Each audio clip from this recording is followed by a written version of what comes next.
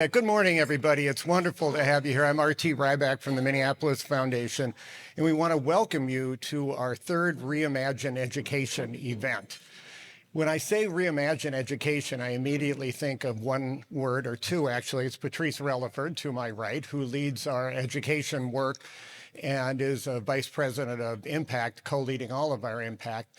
Over the past decade, she's really reshaped the way that our organization as a community foundation looks at education. You can sit in the IDS where our office is, and you can have a theory of change, and you can write some checks for some good causes. That's not what we do.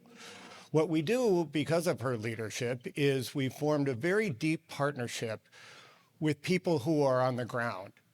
That includes superintendents, which we have gotten their word through now advocating strongly for and getting a statewide survey of superintendents that's come back to us with great knowledge about what should be done. Chronic absenteeism, by the way, is a huge part of what they have talked about, but so is the issue of the intersection of education and housing.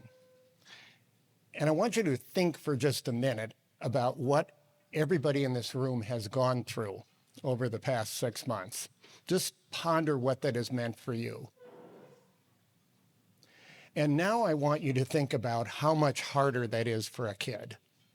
And if you think about that, and you think about how many kids will wake up and not know where they're going to be tonight and are somehow expected to learn, we have got to get our stuff together as adults to recognize the intersections of these issues are the only way that we're going to solve those. So I give Patrice and also Kenneth Eban right there, who is the power behind the power here on our education work.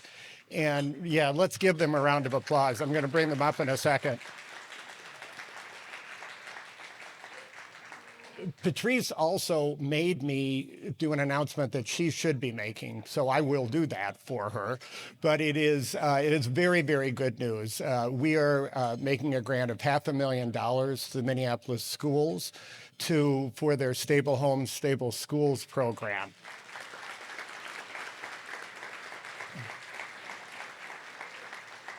And I want to also give a shout out to Mayor Fry, who really is a person who has used the mayor's office to really push that work. And I think that's terrifically important. This is a convening around education, but it is also really what we do in all of our work right now, because we recognize no one person is going to solve any of the issues in front of us right now.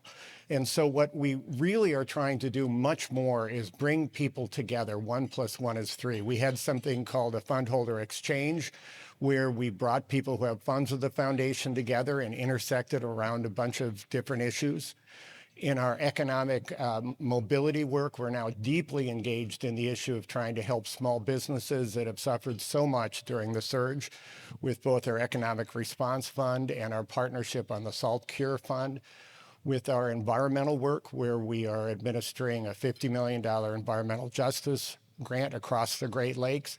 All that money is brought through not just us, community panels that are coming together. 1 + 1 is 3, and that's what a community foundation really is here to do. How am I doing, Co-Chair Sharon Pierce? Is that good? Or former Chair John Sullivan back there? I also, just before I cede the stage to Patrice, want to ask anybody who is an educator on the ground doing that work to stand up, if we could. Principal of Central. And thank you. It is, we deeply appreciate your work. Well, with all of that, thanks so much for being here. Let me turn it over to Patrice Relaford. Thanks, everyone. We're going to start with a video about Stable Homes, Stable Schools. And one thing I want to quickly add is that the $500,000 grant to Stable Homes, Stable Schools is special to us because it wasn't just a grant from the Minneapolis Foundation alone. It's a grant from a fund that we've now operated for 8 years called our One Minneapolis Fund, which pulls contributions from the community to address pressing issues. And housing has been a recurring issue that we've addressed with this fund since the pandemic. And I just want to thank many of you in the room who may have contributed to the One Minneapolis Fund and people in the community who contributed to the One Minneapolis Fund. It made this gift possible. It also shows the power of what RT talks about with 1+1 = 3. We have people who give whatever they can to the fund, and gifts over the years have ranged from $25 to $2 million into this fund. So we're super grateful for the support, and we're grateful to be able to walk alongside the district with this funding as they do this important work as we emerge from Operation Metro Surge.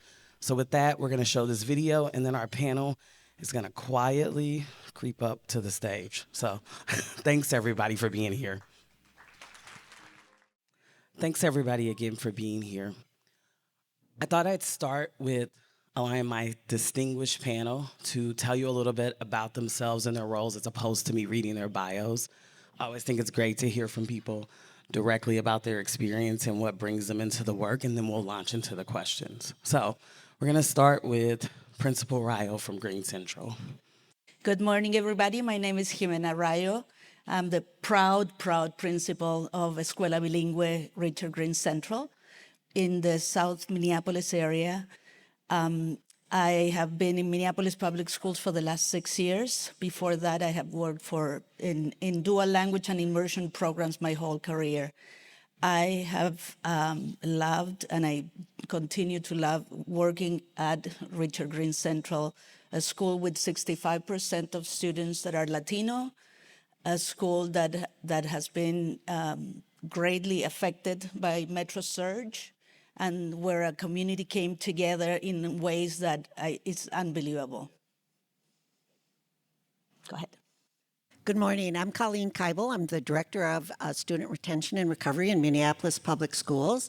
I oversee a few programs there, primarily related to student engagement and student attendance.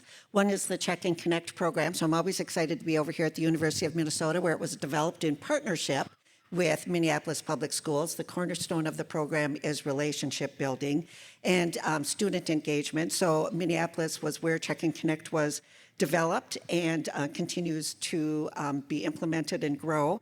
And the We Want You Back program, which responds to students who have been 15-day dropped for 15-day dropped for consecutive absences. So in the state of Minnesota, there is a law that says if a student does not attend school for 15 consecutive days, excused or unexcused, they have to be withdrawn from school. So we've got a small but mighty team who reaches out to these students as quickly as possible to connect with them, to re-enroll them, to support them, to get them reconnected to school and learning. And really looking at other ways to build student engagement so that we impact our attendance. And we know that our students who are experiencing homelessness are probably the highest impacted students when it comes to low graduation rates and high rates of absenteeism. So any work we can do to help support these students and their families is vital.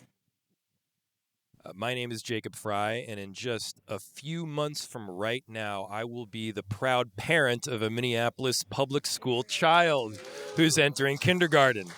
And so I'm just really excited to be here with all of you. And, RT very humbly slid in there the big announcement, which is we are getting $500,000 from the Minneapolis Foundation for Stable Homes, Stable Schools. I don't know where you are, but Minneapolis RT and Minneapolis Foundation people, thank you. Thank you so much. This is a really big deal.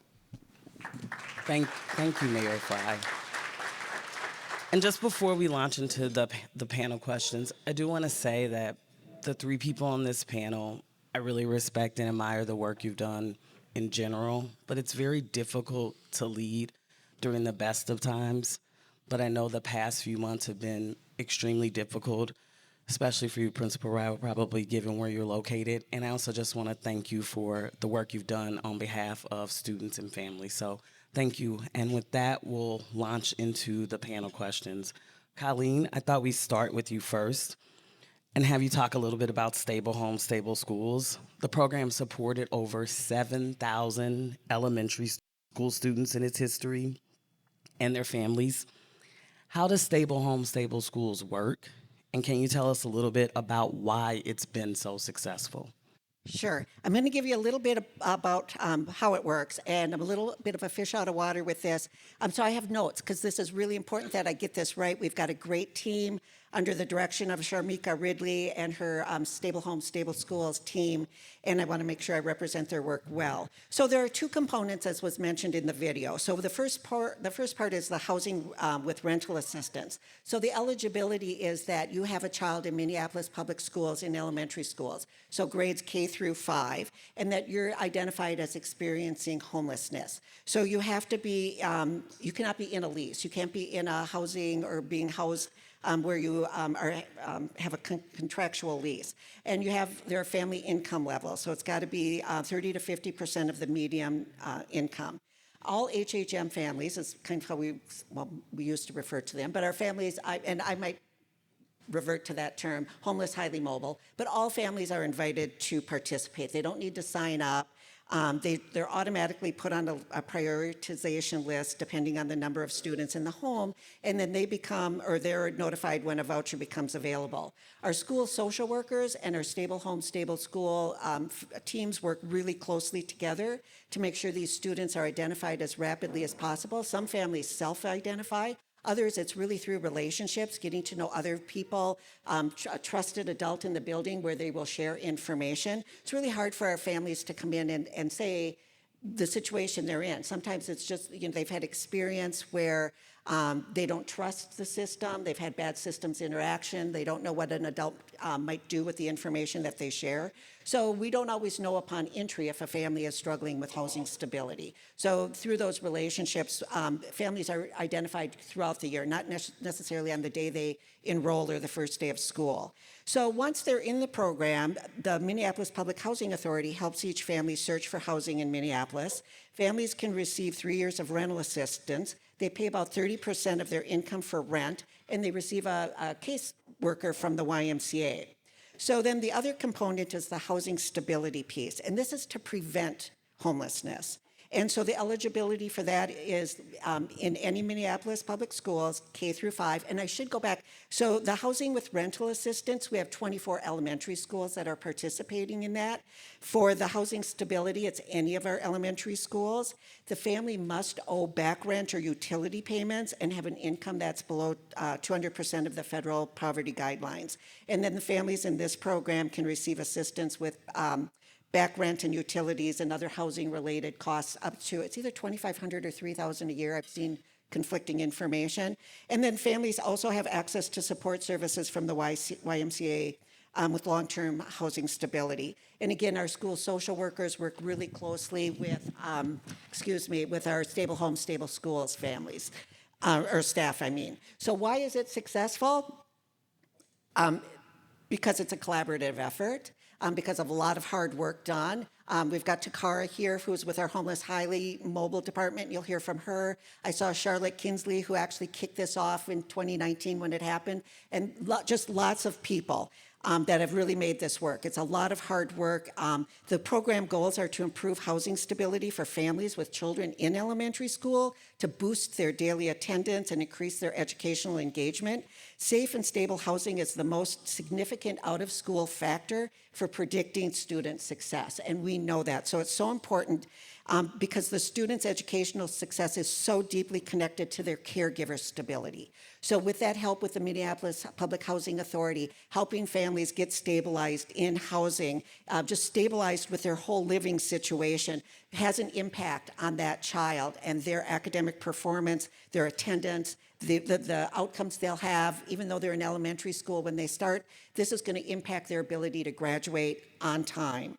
And Stable Schools, it's all about providing personalized support. We're looking to meet families where they're at. It is an individualized program that identifies their needs, celebrates their strengths, and commits to fostering the family as a whole. I think of it really as a wraparound approach, which is an evidence-based approach that addresses all of the barriers that affect a student's ability to learn and the interconnectedness of the barriers across the spheres of homeschooling communities. Families under stress, as I mentioned before, often avoid institutions because of prior negative experiences. So when families come into school and they trust staff, they're more likely to seek help early. So families in this program, they're connected to somebody. Instead of waiting till something becomes a crisis, they're able to go to that caring adult, that case manager, that school staff, and seek help early. And so the role of Minneapolis Public Schools in this partnership is to provide the educational requirements or conditions required for students to succeed that are tailored to their needs. Because not all traditional interventions and supports will work for students that have experienced disruption in housing. Thank you so much, Colleen. For you, Mayor Fry, you've been a big supporter and champion of this program. Why are you so proud to support it, and what would you like to add about the program?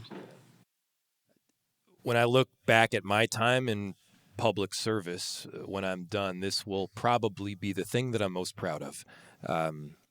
When we started this out, what was acknowledged is about 8.5% of Minneapolis public school age community was experiencing homelessness or on the verge of it. And we tried to figure out, okay, well, what can we do? Working with a bunch of these incredible partners to make sure that more of these kids had a stable home and therefore had stability in the classroom. And rather than give you all the statistics, rather than talk about the more than 7,000 kids that have been successfully housed and the few thousand families that have experienced stability and have not had to move from classroom to classroom, from school to school multiple times in 1 year, which, yeah, that's the reality. I'll just tell you a quick story, which is that every so often I get to go over to a new home opening for a family that is about to move in. And there is, like, if you're not bawling, you don't have a heart. And you walk in, and I remember there's this one particular instance where I was in the home with the family as they were seeing it for the first time. And there was this, like, little girl, and she runs up the stairs, and she's asking all of the people as she ran up the stairs whether this was actually her room. That's great. And you've got this room there. You've got a bed provided by my very own bed with like pink ruffly bedding on it, and books and a couple of stuffed animals. And then you hear she's not only never had her own room, she's never had her own bed. They had been sleeping in the car for the past 3 months, and having that kind of ability for her just to take a breath, you know she's going to kick butt in school. You know she's wildly talented. All that she needed was the ability to just say, all right, I'm home. Thank you. That's a great story. Wow. So I don't know if I've told people this, but prior to working for the foundation, I also worked in housing at a family homeless shelter. And so that story resonates with me because I got to see the other side of when families were experiencing instability. And just when you think about this program, it's really part of a multi-pronged approach to advance success for young people in their education. When you think about this program as the mayor, because I know you have to take the bigger picture for the city, how does it contribute to the vitality and overall health of the city of Minneapolis, in your opinion? So just a few weeks ago, I gave a State of the City address, and a lot of it was focused on saying, hey, we need to do the basic city services better. Well, I'm here to tell you that housing is a basic city service. It is critical to the success, both short-term and long-term, of a city. If our kids are failing in school because they don't have a home, we're not doing the basic work that we need to. And I would put that up there. It's just as important as filling potholes and clearing the snow and doing all of the other basic stuff that we need to do as a city, giving kids homes,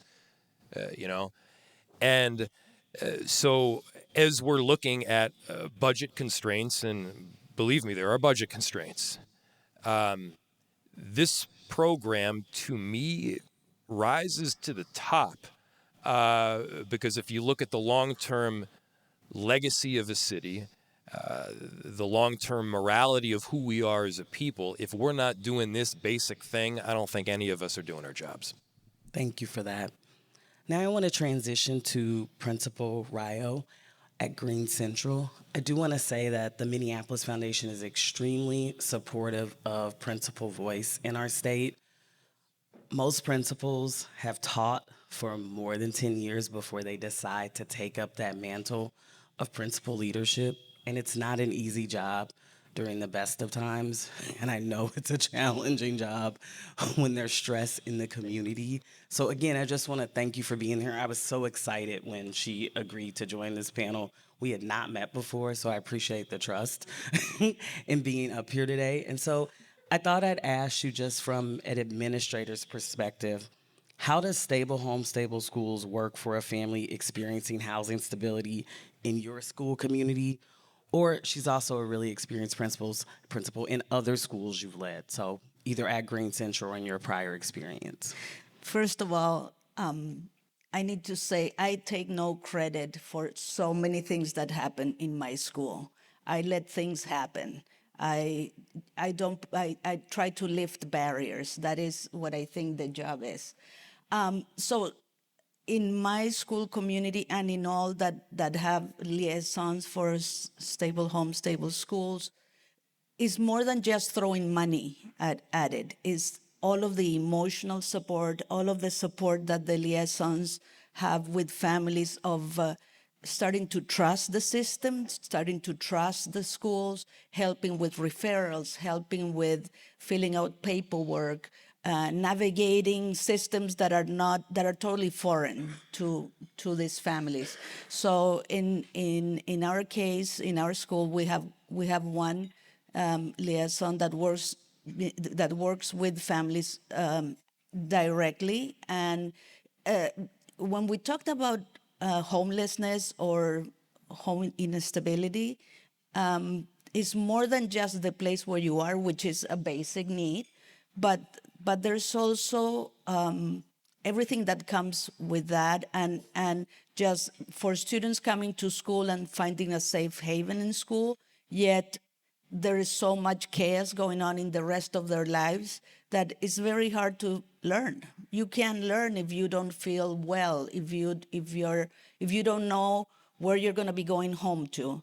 And so it's very, very important to our families and to our community to have these wraparound supports that are not only just giving them money for rent, but everything else that goes with it.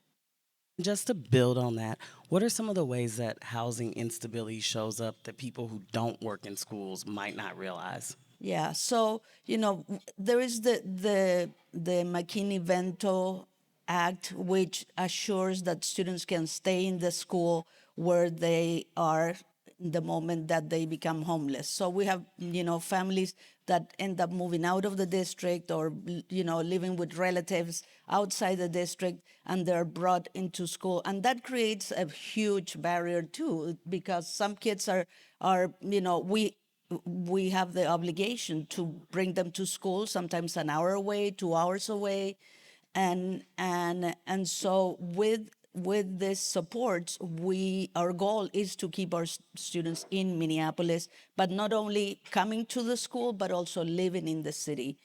It's been very hard to see how so many families cannot afford to live in Minneapolis, and that hurts everybody. Not only the kids that are not able to come, but everybody that is in the district. We want to be a city, a vibrant city that welcomes everybody and that anybody can afford to be here. In our school, as I was saying, our liaison works directly with the families, directly with the caregivers of the students, to bring that stability, to bring that calm, so they can be calm for their children and kids can come to school happy. Thank you. And with that, I want to turn it to Colleen to ask a little bit about how does Minneapolis track and measure the success of this program, and sort of like what type of data are you focused on with this program? So looking at, well, I'd say first just keeping front and center that housing instability creates chronic stress for students and families. We really have to think about what the data we're going to track and how we're going to interpret that data. So the goal in our data tracking is to help reduce changes in movement in school enrollment. So tracking, are students stable in the school? Are they changing schools because of housing, things like that? We want to increase student attendance and increase or improve rather their academic performance. We also are seeking to reduce behavioral referrals. So these are all measures that we can track with quantitative data pretty easily. We also want to make sure that we've got qualitative measures in place. And one way to do this is through the coordination of a stable home, stable school, parent advisory council. So really getting that qualitative feedback from our families and guidance in the work we're doing.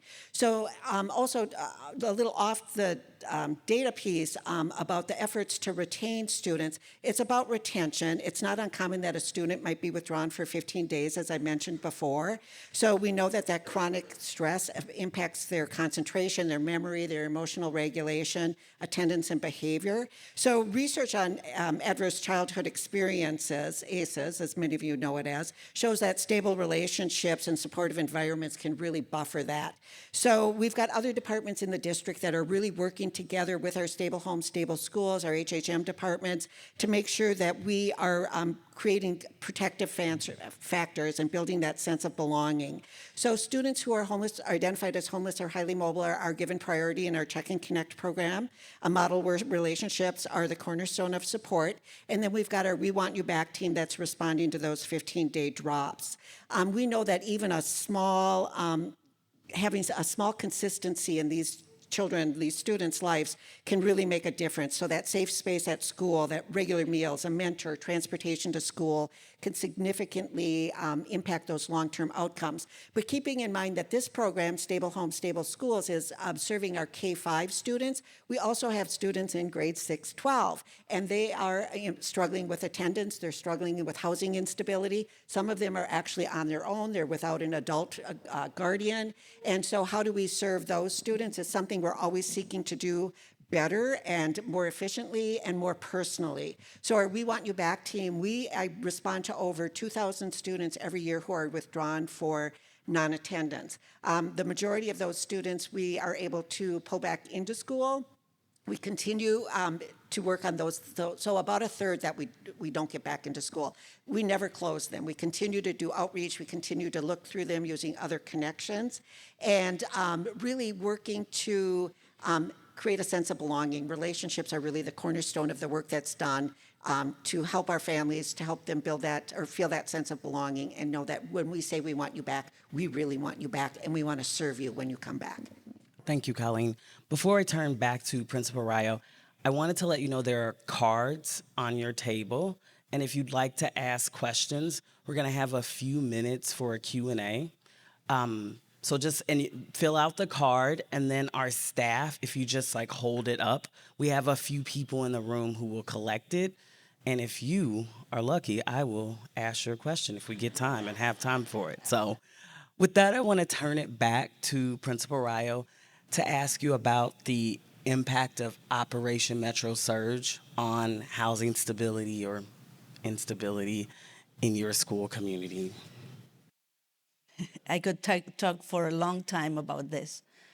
Green Central was probably one of the most affected schools in the cities. We had, in December, we started seeing that students were not coming to school, that families were not feeling safe. And so we started, asking at the district level, can we start doing online? Can we do virtual? And by January, it came to a halt and was like, yeah, we have to do this. We had about 200 students learning from home through close to mid-March. By the end of March, only 6 students were still learning from home. And coming back from spring break, everybody was back. It was a huge celebration. Every day, a student would come back. It was just classroom kids. You think the kids that were home were affected, everybody was affected. The kids that were at school were missing their friends. We had about 180 students that were being transported by neighbors, by families from other students, by anybody and everybody that want to come and help.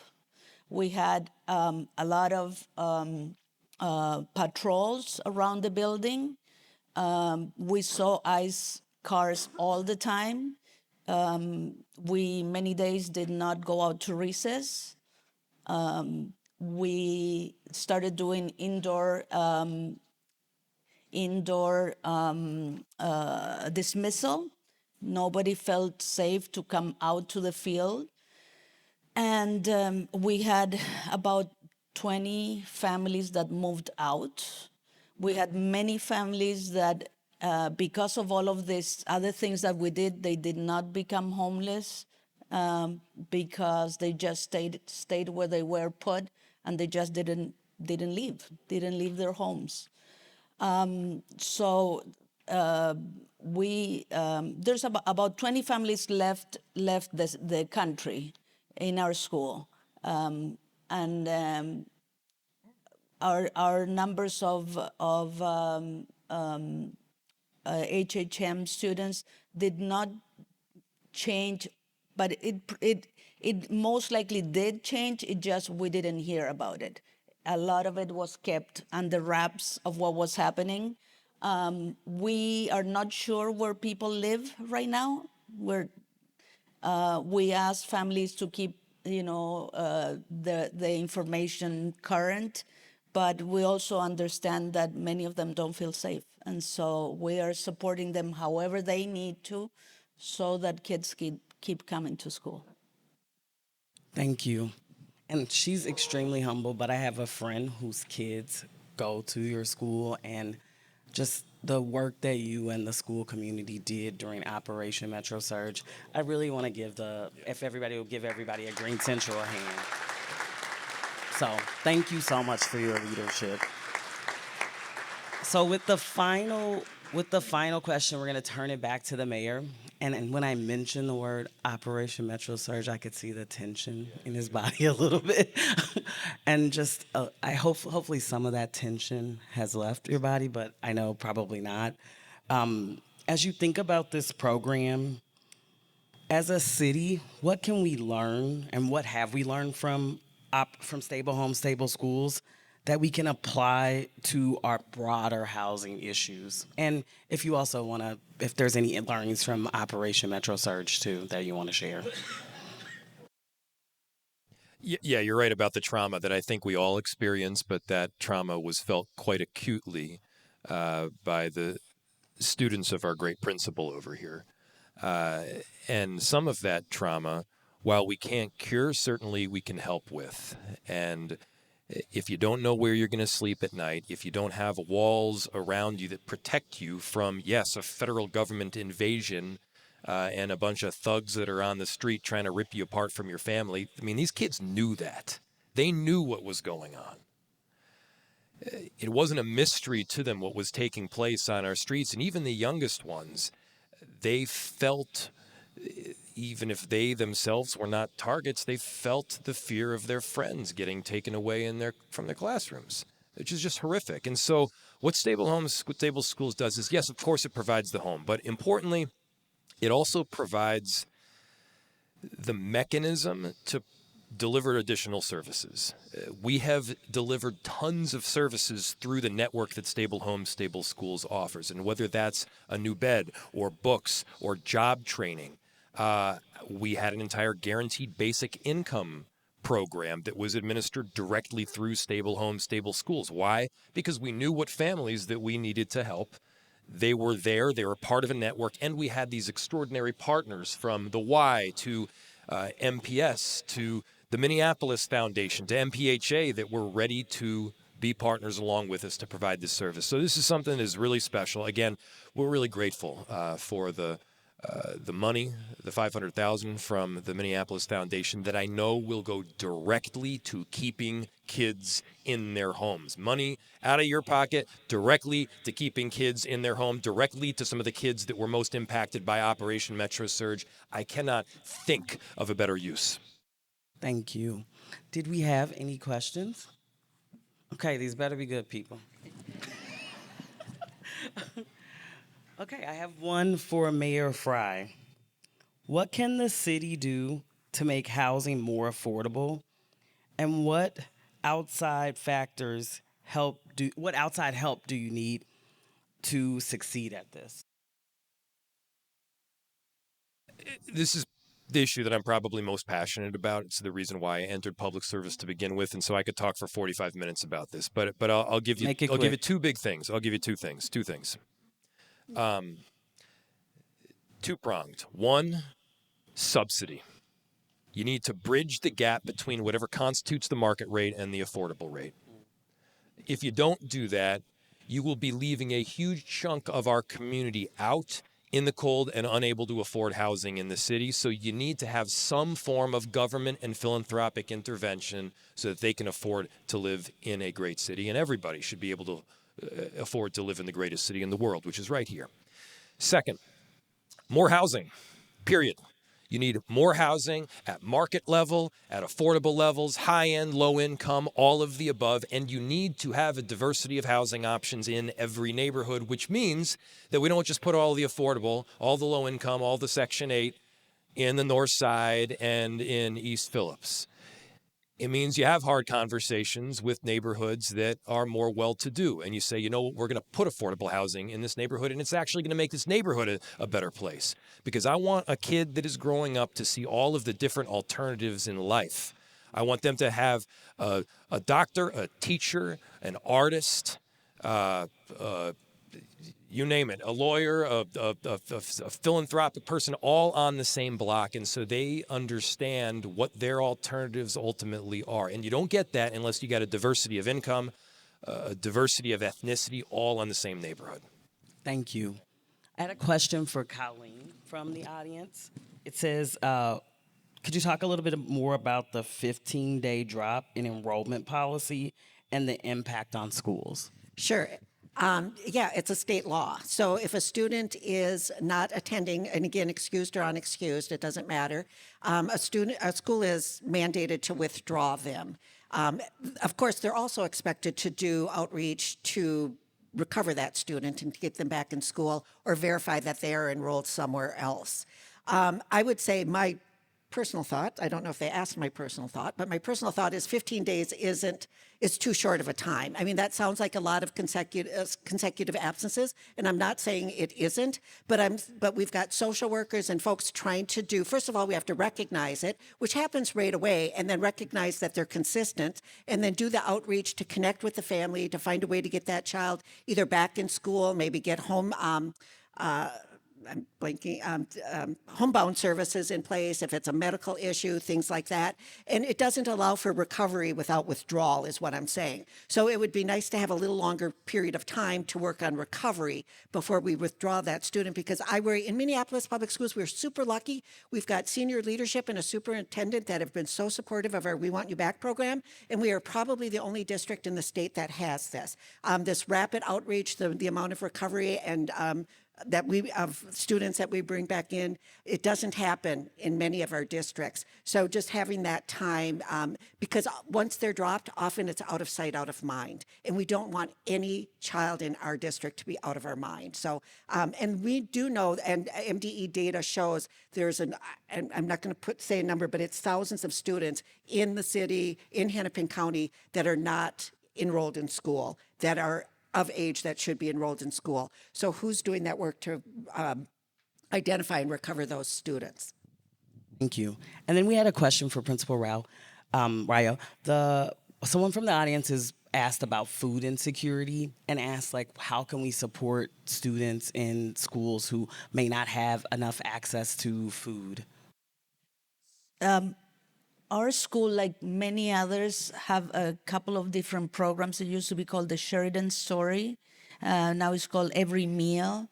And so families sign up for that. It's voluntarily, and we have volunteers that come every Friday. Families can pick what kind of food, what ethnicity, and bags are put inside the backpack of the student. So they go into the lockers, into their backpack, to make sure that the food gets to family. Now, during Operation Metro Surge, our school community, again, there was a group formed from the community called Girasoles, who fundraised and provided food for more than 200 families every week. Again, families that were taking kids home would also bring a box of food for those families. We had a troop of about 15, 20 grandparents, aunts, uncles, parents in the school that would deliver food to people's houses. So we have a couple of there's another one that I can't remember right now that will be providing food to families over the summer too. So there's always the need, and I'm sure Patrice can probably help us with some of the specifics of how to get funds to that. But there is a huge need for food too. Yeah. Thank you. That's going to be the last question, but I want to add on to that. Every Meal is a nonprofit that's based here in the Twin Cities. They have a great website. They also have volunteer opportunities if folks would like to ever work with them to pack food. And then they distribute it, like Principal Rayo said, in the backpacks of young people so they have food over the weekend. So strongly encourage you to go and learn about that organization. And there's also a few other food insecurity organizations that are on the foundation's website that we've supported through the One Minneapolis Fund, which I mentioned earlier. I want to close by thanking all three panelists. As you can see, I gave them very easy questions and a ton of time to answer those questions. So thank you all for the great work you've done over the past few months. And I feel so honored to be sitting on this panel. And I want to thank the mayor again for being here. I appreciate you making the time for this. Colleen, all the great work you do at MPS. And I know it's a lot to talk about, and there's a lot of different programs for you all. And then Principal Rayo, your school community really stood up during Operation Metro Surge. I heard about you long before I met you, and I just can't thank you enough for the work you've done on behalf of families in Minneapolis. So with that, we're going to turn it over to another video, and thank you all for being here today. Awesome. Well, thank you all so much again for being here. I'm excited to facilitate the second panel, and I'm actually going to read the bios of my panelists because I find that when people introduce themselves, especially in front of big rooms, they tend to be more humble than they should be. So I want to brag on my panelists a little bit here. So right here to my left is Ben Helvig Anderson, who's the Vice President of Policy and Organizing for Beacon Interfaith Housing Collaborative. Ben has been with Beacon for 7 years, leading the organization's advocacy, campaign, and coalition work. From 2019 to 2023, he launched and led Bring It Home Minnesota, a successful statewide campaign that created a new state voucher system new state voucher program and funding for local affordable housing aid in the metro area. He currently helps lead coalitions around supportive housing and is co-chair of the Our Future Starts at Home campaign, which is working for dedicated revenue for housing. Ben has spent the past 15 years working in policy and organizing at nonprofit organizations, focusing on state and federal issues related to housing, immigration, foreign policy, and economic equity. Next to Ben is Senator Liz Bolden. Liz Bolden was elected to the Minnesota Senate in 2022. She represents most of Rochester as well as Orinoco and surrounding townships. Senator Bolden serves on the Elections, Health and Human Services, and Education Policy Committees of the Minnesota Senate. She's vice chair of the Housing and Homelessness Prevention Committee and serves as an assistant majority leader. She previously served in the Minnesota House from 2021 to 2023. She earned her bachelor's degree in nursing in 2002 and has worked as a registered nurse in both a neuroscience ICU and on float staff. In 2008, she completed a master's degree in nursing with a focus on education. After a decade in education and leadership roles, she returned to bedside care and currently works on an orthopedic trauma general care unit. And then next to her is Brandon. So Brandon is the Director of Housing, Choice Vouchers, and Stable Homes, Stable Schools for the Minneapolis Public Housing Authority. As part of a Moving to Work agency, Brandon and his team design and administer innovative programs that amplify the effectiveness of housing and subsidies for individuals and families in need. Brandon has been with the Minneapolis Public Housing Authority for more than 8 years. Previously, he spent 5.5 years with the Volunteers of America of Illinois as Chief Program Officer and Executive Vice President of Property Operations and Asset Management, and 8.5 years with the CARA program as Vice President of Programs. He holds a doctorate in clinical psychology, and his career has focused on serving people experiencing homelessness and other at-risk populations. And I'll say for Brandon, I've talked to Brandon a couple times in preparation for this event, and he never mentioned that he had a doctorate, so this is why I read the bios. And then finally, we have Takara. Takara Dudley is the manager of the Homeless and Highly Mobile Department for Minneapolis Public Schools. Takara leads a robust team that supports students and families experiencing housing instability. Now in her 12th year with the school district, Takara has dedicated her career to serving some of Minneapolis' most vulnerable yet deeply resilient young people. A proud graduate of Minneapolis Public Schools and the University of Minnesota, Takara brings both personal connection and professional expertise to her work. She is passionate about advancing educational equity, removing barriers to student success, and building systems that ensure every child has the opportunity to learn and thrive. So if you want to give it up for the panel here today. And just so you know who I am, for folks who don't, my name is Kenneth Abon. I am a consultant here with the Minneapolis Foundation supporting the Impact team and work on some of the education stuff with the Impact team in the Minneapolis Foundation, also supporting some of the policy work. So excited to be here to facilitate this awesome conversation. So Ben, we're gonna kick it off with you. To help us get a lay of the land, can you kick us off by describing the housing crisis within our state and how this has been impacted by Operation Metro Surge? Yes, thanks, Kenneth, and thank you, all of you, for inviting myself to be here, and Beacon's excited to be here. I will attempt to very quickly to describe our housing crisis, right? As many of you know, we have a multi-layered housing crisis that's built up over the years where housing is unaffordable and there is not enough of it, right? And this has led to real market failure for middle income earners, and for low income earners, market collapse. There is no market. And so the outcomes in our state that this leads to is over 100,000 home shortage for low income folks. The difference between how many people need it and the amount of homes that are affordable to them is over 100,000. So that leads to nearly a quarter of renters paying over 50% of their income towards rent, which is massive housing instability amongst our system and our population. And then this leads to then going down the housing spectrum around homelessness. Even though there's been in the last year a very slight decrease in the number of folks experiencing homelessness, there's still far, far too many people.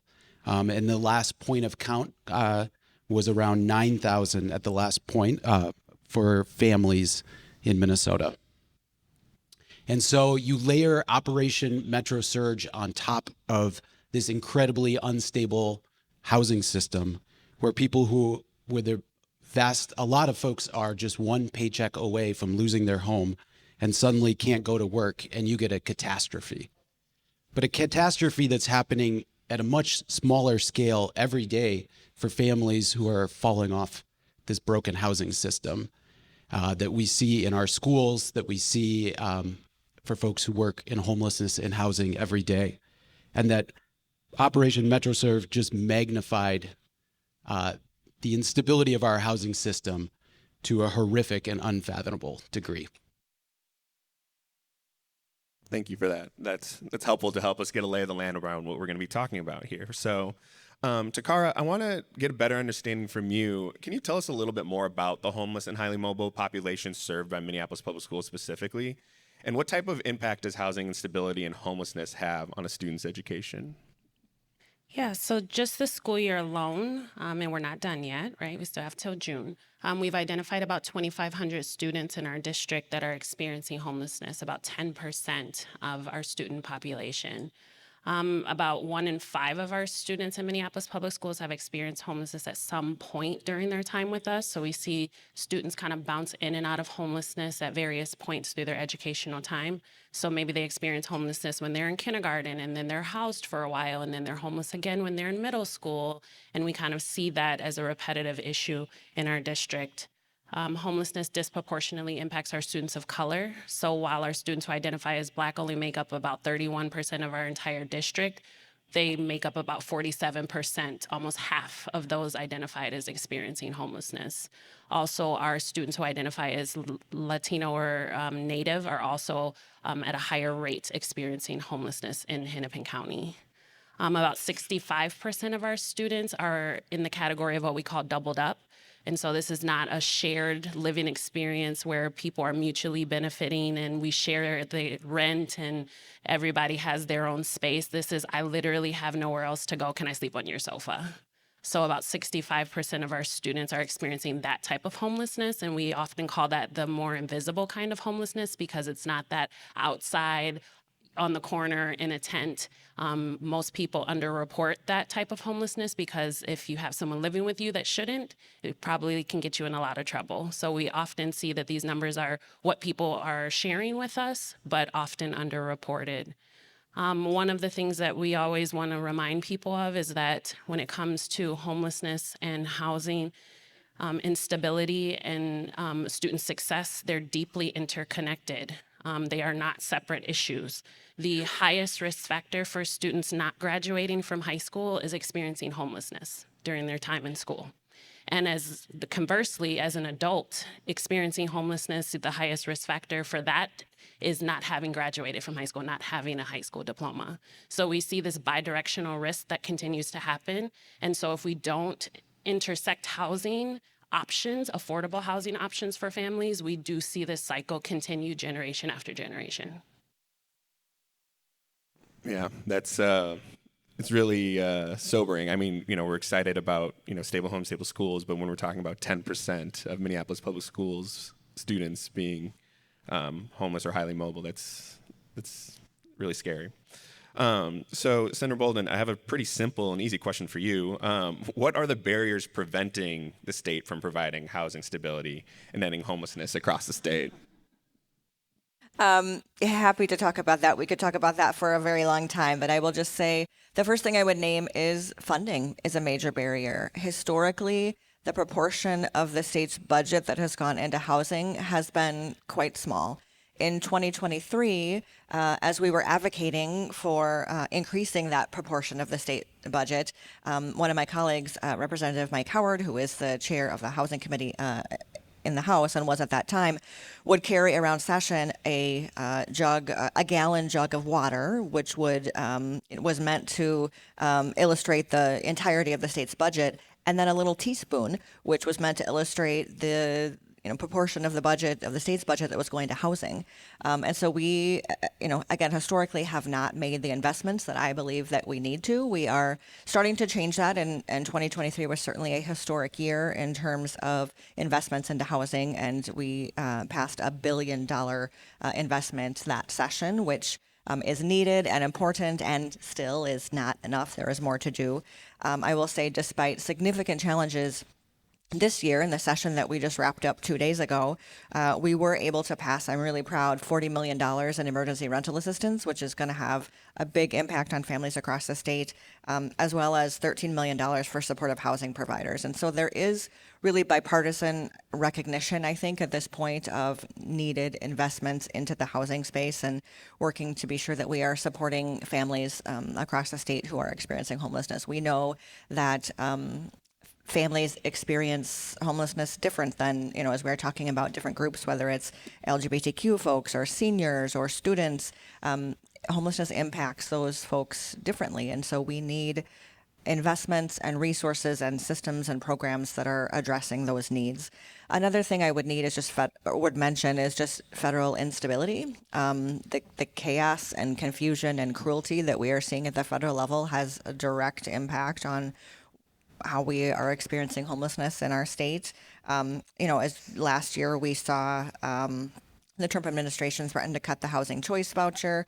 This year there's proposed cuts to the supportive housing program, which has the potential to double homelessness across the state, chronic homelessness. And so just that instability and the funding cuts and the chaos has major impacts.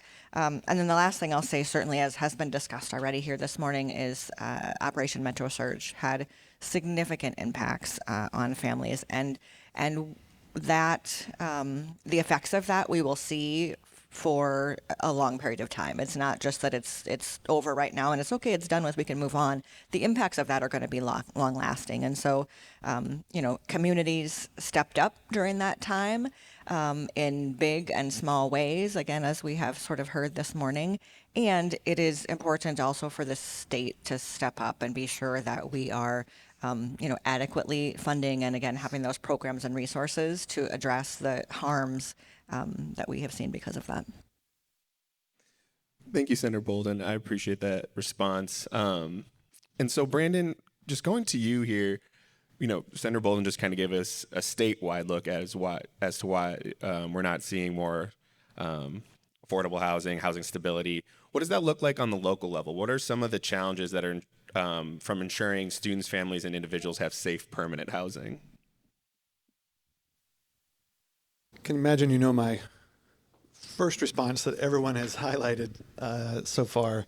MPHA is the largest affordable housing provider in the city of Minneapolis. We house about 5% of the population. And the ebb and flow and consistent ebb since this new administration came in has been significantly impairing in our ability to actually respond to the community needs. And so when the demand is continuing to rise, but the supply is being cut off, we see the impacts that we see. I think that then programs like Stable Home, Stable Schools become that much more important. So it's the collaboration, it's the kind of the pooling of the resources to actually amplify impact at times like this. And then philanthropic support like this gift will have a significant impact on our ability to help stabilize households that are currently housed so that we're not adding to those homeless numbers. The next one is, I think that it's the quantity of affordable quality units in the city. I think that's everyone here probably already knows that. That's what we've talked about a bit this morning. And yes, I think development in areas of opportunity that give families choice, if that's what they want to be able to move to, and having affordable units in those areas. But we have seen major challenges in serving the communities that we serve through Stable Home, Stable Schools. That our number one goal when we started the program was to ensure that the family stayed at their original school. That we knew there was a lot to gain both for the student, for the classroom, for the school, if the child did not have to leave that school. And so our investment was to make sure that we found units in their busing zone so that they could stay in their home school. Issue is in some areas, Lucy Laney area is one of the ones that one would assume maybe there'd be enough affordable housing or affordable or rentable units, but for our family sizes, they just don't exist. It's not that they can't get in them because they're too expensive. It's just that for 3, 4, 5 bedroom units, they're already occupied. And then what's remaining aren't of quality that our families should be living in. And so I think investment in developing units so that families can stay in their home communities and stay in their home schools is a major factor on the overall stability. Owner participation, while it has risen over the years, and certainly efforts in the city and state to encourage owners to accept subsidies, the work continues. I will say after COVID, we did see at least a 10% rise in the number of new owners that began working with the program. So one of the silver linings of COVID was that I think it highlighted to business people that when you can have a guaranteed payment, that's possibly the route to go. So filling out a few papers and having to deal with the housing authority might not be so bad when you're going to get some money when things may get tough in this economy. And we're back in one of those places again. And the last thing I'd say is the significant barriers for our poor families. It's even if they have subsidy to shop for a unit and kind of close that divide between kind of the affordable and the market levels, the materials they need to be able to apply for housing. So application fees. When you don't have income, an application fee of $45 or $75 or $100 is a barrier. The moving cost. So even if they found a unit, being able to get what they do possess into that unit so they could have some stability is a major challenge. Basic supplies I think many people take for granted, you move and no one loves moving if you love moving. I think you're kind of masochistic, and so the process sucks. But imagine moving into a place, and not having anything to sleep on, anything to bathe with, anything to cook with, and so I think programs, community partners, the county, and this is one of the things that Stable Home, Stable Schools has focused on since the beginning, is making those resources available, because there's small amounts of money and across the system that allow for that, because they don't see that as the necessity, but it is vital for families to be able to both identify units and then move into them and stay stable once they're there. Thank you, Brandon. I just want to give a quick reminder for folks who are interested in submitting a question to the panel. Please feel free to use the cards on your table to suggest questions, and then we'll pass them up here in a few minutes. So, Takara, we talked a little bit about the challenges in providing safe and stable housing for families, but unfortunately, we're not doing that right now, and Minneapolis Public Schools has to still serve those students despite whether they have a safe and stable home to live in or not. So can you tell us a little bit about the type of supports MPS provides to students who are experiencing homelessness and housing instability? Yeah, so there's a federal law called the McKinney-Vento Homeless Assistance Act that really guides our work in supporting students experiencing housing instability and to really remove as many barriers to education as possible. And under that law, all school districts are required to have at least one person dedicated to supporting these students and families. And often due to budget restrictions or just the size of the district, most folks stop at that one person, and it's often just a portion of their job. In Minneapolis Public Schools, we have an entire department dedicated to this work. So we have a manager, myself, who has the privilege of leading this team. We have a high school counselor on our team that supports our older students who may need credit recovery, or students who are unaccompanied homeless youth. We have a data person to make sure that we can get all of the reporting to the state, because as you know, when you report, there's more money available to support these families and students. We also have a incredible partnership with our largest Hennepin County shelter. We have staff that office out of there daily, a transportation coordinator to make sure that students can get to school and get a ride each and every day. We also do some housing navigation with a volunteer from AmeriCorps. We have a out-of-home placement and foster care liaison that supports our students who are removed from their homes temporarily. So Minneapolis Public Schools does a really good job in investing in this work. And because of that, because we have such a robust team, we are able to be extremely responsive when our families are in crisis. And as you know, the more quickly that we can get them what they need and get them stabilized and back in school, the more successful that they will be. So this allows us to be able to fulfill basic needs requests for our families, getting them things like backpacks and shoes and coats in the wintertime, being able to do some eviction prevention work with different partners and donations. So really keeping families who are on the verge of homelessness housed, or getting them caught up on back rent. So because we have such a robust team in Minneapolis, really values this work, we are often able to do more, especially in an inner city, larger school district. That's great. And I did want to also just highlight, and Takara, if you want to talk a little bit more about this, part of the gift that's being made from the Minneapolis Foundation to Minneapolis Public Schools is actually $100,000 also for the homeless and highly mobile department to provide those type of services and support for students who don't qualify for stable homes, stable schools. So Takara, do you want to just talk a little bit more about like those services that you provide for the families that don't qualify for stable homes, stable schools? Yeah, so we are able to service families who are maybe on the cusp of those income restrictions. So families that are a little bit higher income but are really struggling to make their rent and to stay stable, we're able to assist with these funds. Also families who may have back rent. Maybe they are housed, but because of not being able to make that rent, they are at risk of losing their housing. We are able to service families that have older students, because Stable Home, Stable Schools is primarily in the elementary school site. So being able to service families that have middle schoolers and high schoolers who are impacted by housing instability. So these donations will go a long way, even in regards to things as simple as a storage unit, right? While you're in a temporary living situation, you're things are important. So can we help a family to keep their belongings until they can get housed and cover those fees? As Brandon mentioned, those application fees are just little things that we will be able to support families with that donation. That's great. Thank you, Takara. So Senator Bolden, coming back to you, you just mentioned a little bit about being able to pass $40 million in rental assistance this session, which is huge.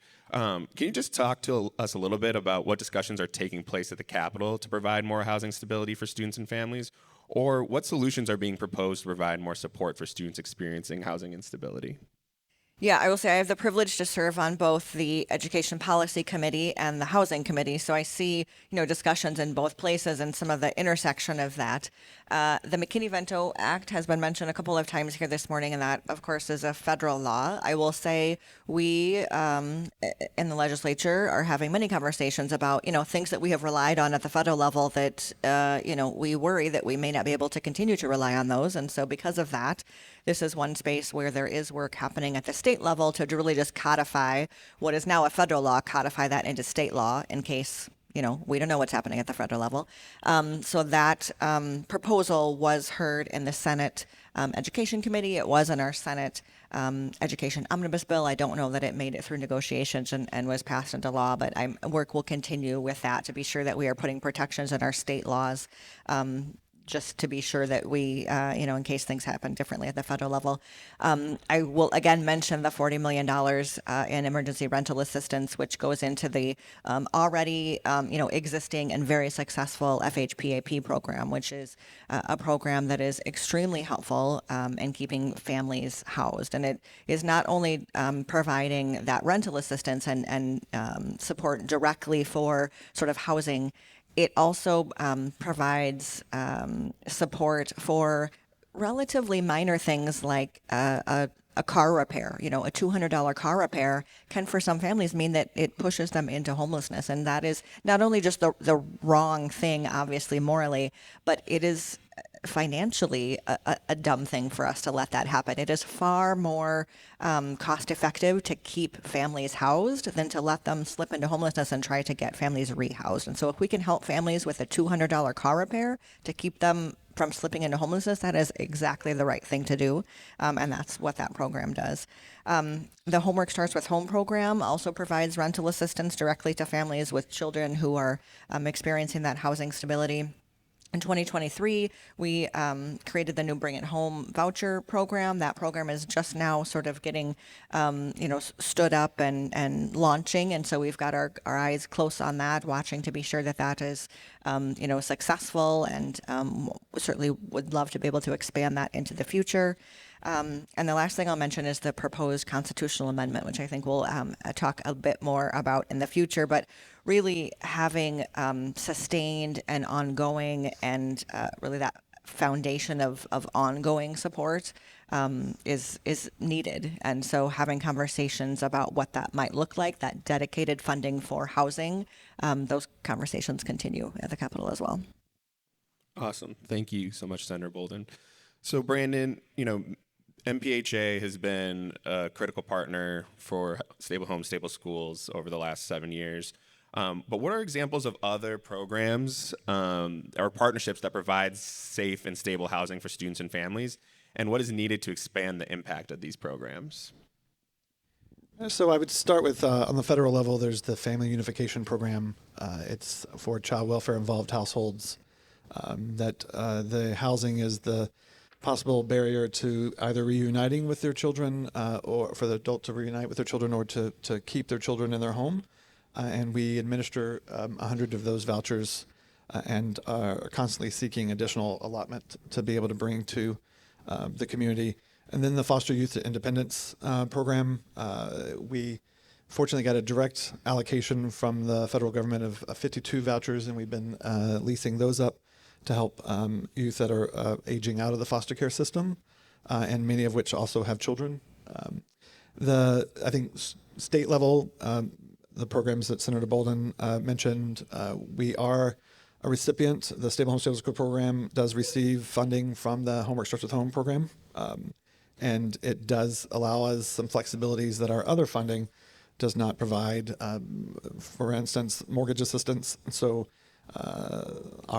most of our other funding does not allow for us to use it for anything other than rentals. But there are a number of families that are trying to keep their homes, and there's obviously the investment in, as was mentioned, kind of not letting it become a homelessness situation. That's far more costly to the community if you want to look at it from an economic standpoint, but it's certainly much more devastating to the family. And so having those programs to provide those services are important. I would say the schools of housing, so that's a program that's run by the county. It was built off of our housing stabilization component of Stable Home, Stable Schools, but they expanded it, that portion of it, into suburban Hennepin County, and that's administered through the YMCA of the North. And then I would say there's other programs nationally that have been working to address homelessness. We recently did a co-presentation with Keene Housing Authority. They're a small rural housing authority in Keene, New Hampshire, but they work with their school districts and their HHM programs to identify families in need and help them get subsidies so that the child can continue in school. And then Denver learned about Stable Home, Stable Schools. A group from Denver engaged us, learned what we had been doing, and through the mayor's office, or the Denver mayor's office, and Denver Public Schools, they've started a pilot to do housing stabilization services for homeless families or at-risk families in their programs. To expand the impact, I mean, honest truth, it's, I think, resource optimization. So this trust-based philanthropy is, I think, vital. I think when you spread resources to everyone and that don't all necessarily have the same kind of outcomes, we kind of dilute the power of those resources. And so I think it's identify the successful programs, the ones who've been able to do it, and invest more deeply in them, and then give them flexible dollars. These restricted dollars that have to be used for these specific purposes don't make sense. And if you've ever run a nonprofit, you know exactly what I'm talking about. If you want to stay agile, you need to be able to respond to the community needs when situations occur like Operation Metro Surge and the economy tanking. All those things require you to do it a little bit different because the family's needs become different. And so being able to use your funds to adapt to the situation, I think, is vital to continue to provide that same level of impact, and if not, increase it. Great. Thank you so much, Brandon. Just another reminder, if you all have audience questions, please feel free to submit. I know Minneapolis Foundation staff would be happy to collect them from you. So Ben, Senator Bolden already kind of introduced it, but want to give you an opportunity to really dive deep into it. Beacon is a part of the Our Future Starts at Home coalition, who's advocating to create a constitutional amendment to provide more funding for housing across the state of Minnesota. How would this constitutional amendment work? Yeah, so I'll name Beacon as a supportive housing provider, one of the largest supportive housing providers in the state, and our a systems and policy leader around homelessness and housing. We're really a part of this large campaign because it really identifies kind of a key component of the system we need so much, which has been spoken to already, is consistent, dedicated revenue at the state level. Because I think one clear truth in housing is that we know what works. We know, like Stable Homes, Stable Schools demonstrates, that when families are experiencing homelessness, they need wraparound services in supportive housing, and that ends homelessness. We know that when families are experiencing housing instability, they need a rent voucher. The problem is there is not enough of them, and we have never scaled the solutions to the size of the problem. So Our Future Starts at Home is a campaign to make a big first step at that by creating dedicated, sustained housing revenue at the state level instead of the inconsistent one-time revenue that we continually get year after year, session after session, which we are very grateful for and is very needed at our state, but we all know we need so much more. And so what this campaign would do would be to put on the ballot the question to all voters: will you vote yes for a sales tax that will create dedicated revenue for housing? And what that would do would be a multi-intervention to really go after that market collapse I talked about. It would close the gap around home ownership. It would build more affordable homes. It would create more rental vouchers, and it would shore up and help increase our homelessness response system to invest in our proven solutions to homelessness like supportive housing, which Beacon does. I'll vote for it. Thank you. I hope everyone will. So Senator Bolden, earlier you talked about, the state has traditionally not put enough money into housing. And so can you talk a little bit about why that is, and then what the opportunity is presented by this constitutional amendment? Yeah, I think, historically in the state's budget, it was only fairly recently that there's been really the focus and the committee work dedicated to housing. Prior to, relatively recently, there hasn't been the dedicated focus on this work specifically and having it be, a significant part of the state's budget. And so I do think people would vote for this. I think it is, we recognize as a community, Minnesotans take care of each other. We want to be sure that our neighbors are safely housed. And so this amendment would, put it to the voters to make that choice, but really would be a comprehensive, dedicated solution to address the housing crisis. And as was shared, it really would affect, rental support and promoting homeownership. It would have impacts for the manufactured park community, which I have done a fair bit of work on this session. It really is comprehensive, well-rounded, would be a solution to the challenges that we have seen with that, funding that has been sort of in bits and pieces. And yes, great that we are doing that. Great that we invested $1 billion in 2023. Great that we were able to get $40 million this session, as well as $100 million on housing infrastructure bonds. So that is money that will be going into building housing. We need to do all of those things, but having dedicated revenue to that would be a game changer, honestly. A metaphor I have heard described before is that, like the house is on fire. We're in a crisis. And instead of just sort of intermittent buckets of water, we need a hose. And so that would be what this amendment would do, and would allow us to have that consistent, dedicated funding to really address the problem at the scale to which we are experiencing it. Great. So last call for audience questions, but while we do that, I'll turn it to Takara.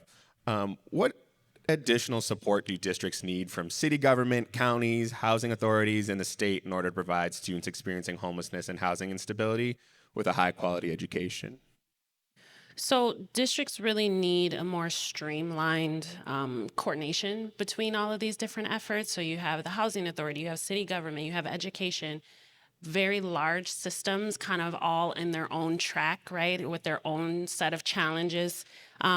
But being able to be in rooms like this where we can cross-collaborate and really have more access instead of being more siloed in our work, although important, each of us doing our individual work, how much more powerful are we together?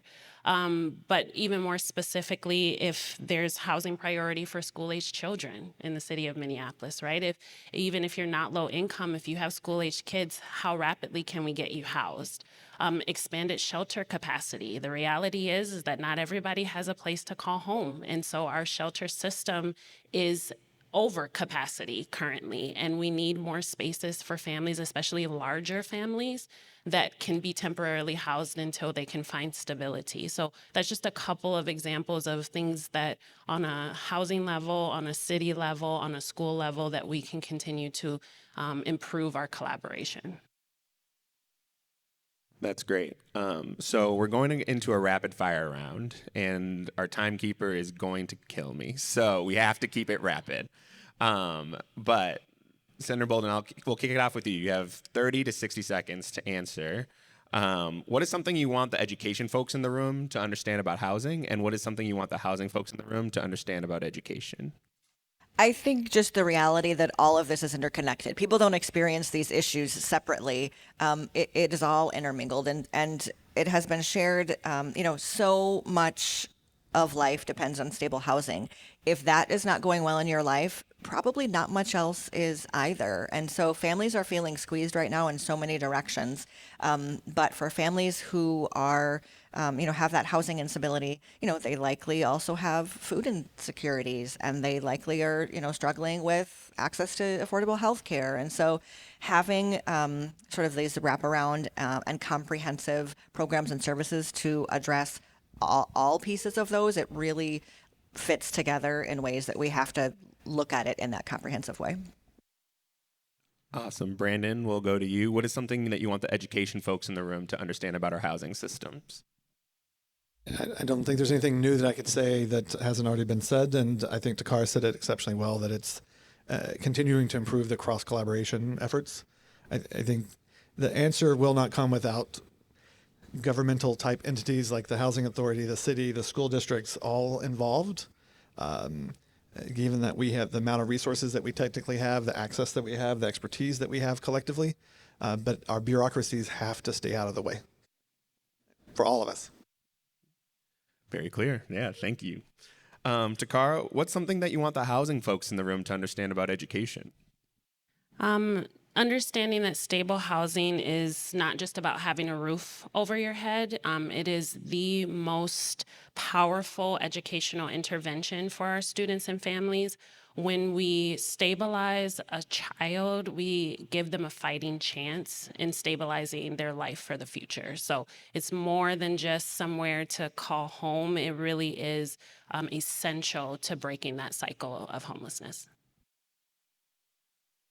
And then, Ben, we'll close out with you. What's something that you want the education folks in the room to understand about housing? Yeah, just to 100% agree with what Takara just said, and that what Senator Bolden said earlier, that we know what works, but the state of Minnesota is only spending, a 0.5% of its state budget on housing right now.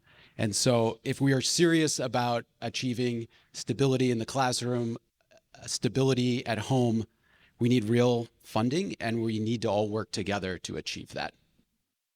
Awesome. Thank you so much, y'all. So we got some audience questions here, so thank y'all for providing them.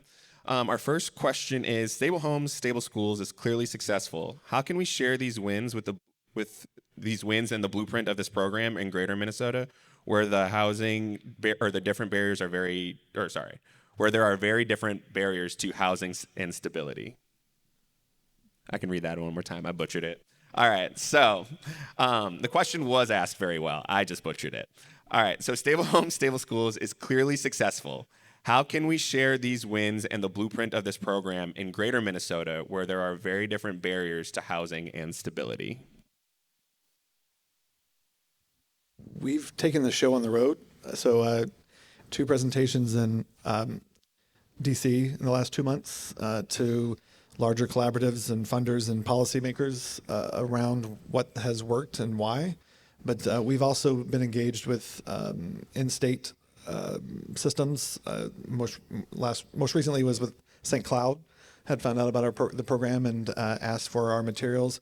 And we presented for the first time, and that's where we had a couple of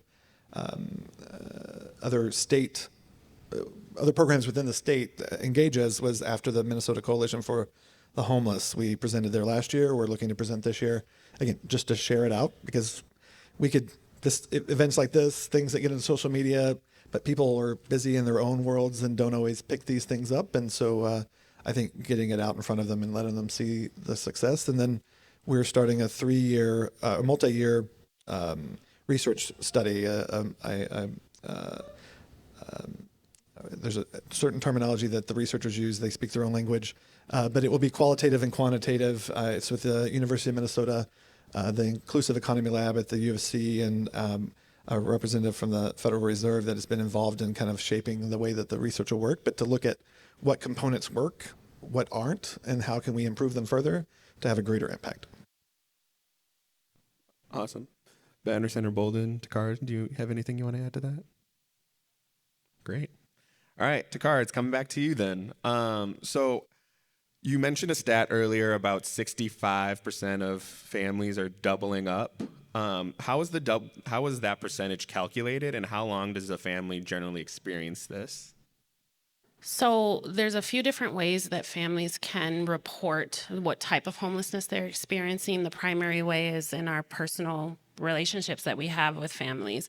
Our social workers out at school sites, maybe a teacher notices something, maybe at the enrollment point when families are coming into the district, there's questions to identify what their living situation is. So there's various touch points that we can get this information from families, and then we ask them, what kind of homelessness are you experiencing? Are you in a hotel motel? Are you doubled up? Are you in shelter? So these are reports that we pull from direct interaction with families. And what was the second part of the question? Sorry. How long are they generally in these situations? Yeah, so it can vary. It can often vary. McKinney-Vento doesn't give a time limit on how long families can experience this. When it comes to measuring how we support families, it is a school year to school year conversation. So if a family comes today and they say that they're experiencing housing instability, we flag them with the services for the entire remainder of that school year. But we do have to check in before the following school year to see if that situation has changed. But families can often remain in that situation for quite some time. Great. Senator Bolden, there's a question about, so are there any plans to expand the supportive housing program that is the best fit for families? So this goes back to sort of the way we currently fund housing, is that sort of every year we have to fight for, our share of the state budget. And so that is why the constitutional amendment is so important. So we have, that dedicated funding and sort of a stable revenue that we know what we're working with. And so would love to expand that program. But what we are able to do year to year, budget to budget, very much depends on the target we get, the proportion of the state's budget that is allocated to housing.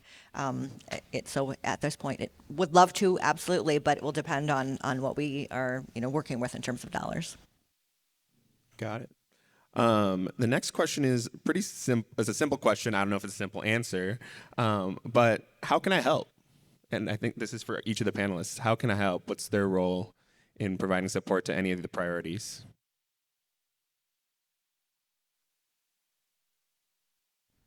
Well, I can name pretty clearly as a policy and advocacy coordinator that we need everyone's voice and all of you as institutional leaders in your organizations to be a part of campaigns like Our Future Starts at Home or other efforts to really expand funding at the state and local level for these proven solutions around our housing systems that work. And we need everyone's voice and effort to be a part of that. Beacon's happy to collaborate with you to make that happen, but I know many organizations here are part of that as well. But we really need a strong, clear advocacy around that. I mean, I will just underscore that. I think that is exactly right. I mean, you all are here in this room this morning, spending your Wednesday morning listening to this conversation because this is really important to you. And so I would say, keep that advocacy up, be loud about this issue. In the Capitol, we need to hear from, as many people as possible, being as loud as possible that this is the issue that you want us to focus on. And so just, as much as that can happen from as many people as possible is helpful. Money. I mean, it's true. A lot of the small needs that I talked about aren't expensive in the grand scheme of things compared to 12 months or multiple years of rental assistance, but they are sometimes the factor because we have a number of families that we work with. They can sustain themselves on their income because they just got a new job. They resolved some other crisis, but they need the help to kind of close the gap to get into the housing. And so if it's a $25 gift or a $50 gift, those things add up to a small pool that we can then help address some of those barrier points that our families tend to see. I'm going to lean more into my social work side when I answer this question, but empathy. I think understanding in each individual family and student story, it's not cookie cutter. Homelessness doesn't happen because people are lazy. It's a systems problem. And often we don't know how it impacts until we sit down and actually talk to families and understand that homelessness, it doesn't look how people think that it looks. So I would say empathy. And I think that's a beautiful way to close. Thank you all so much for being here. Why don't we everyone give them a round of applause?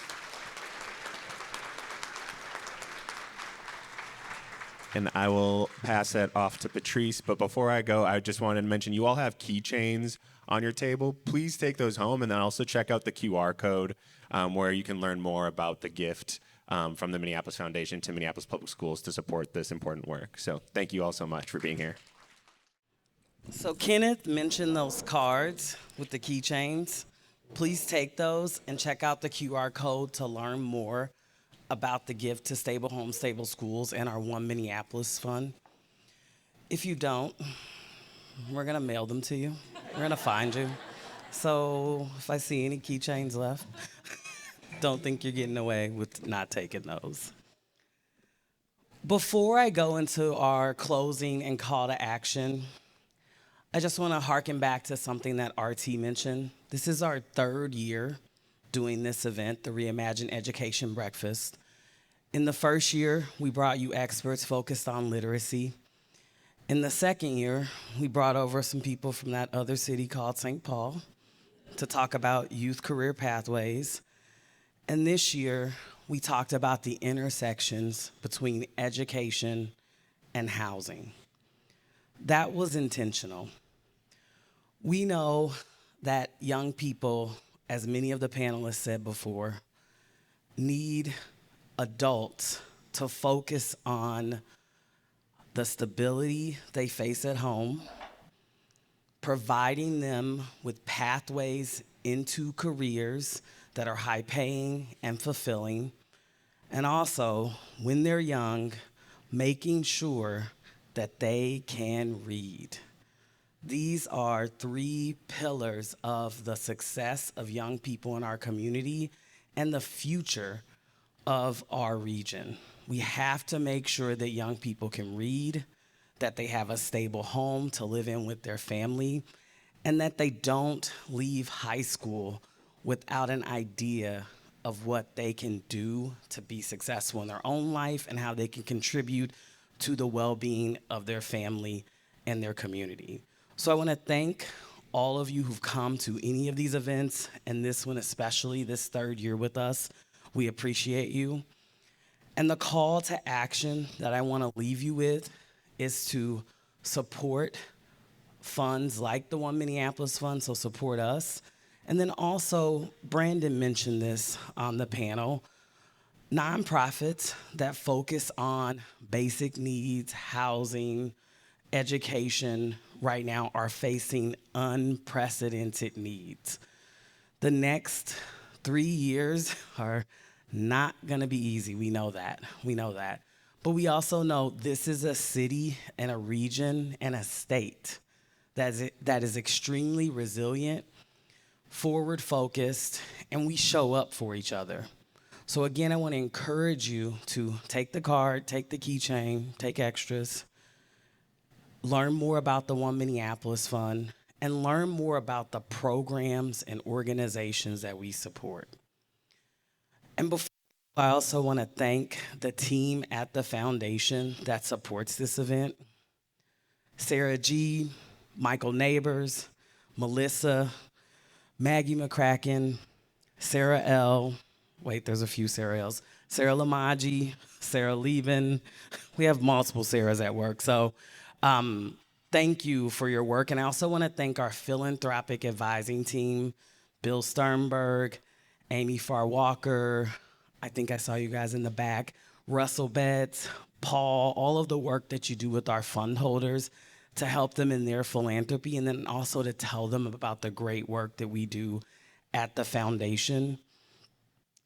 Last, I want to thank RT. RT and his leadership at the foundation has been transformational. He's really grounded us in what it means to be a community foundation, and that we don't just give away grants. We're a convener, we're a connector, we engage in policy at the Capitol, and that's due to his leadership. He saw that the foundation could be more than just a place that gave away grant checks. He saw that we could take stances on issues. He saw that we can bring people together to learn more about each other and what they support, which happened a few weeks ago at our fund holder exchange. And he saw that the power of a community foundation isn't just what we do today, but how we set up our region and are a part of setting up our region for success in the future. So I just want to thank him. Where is he?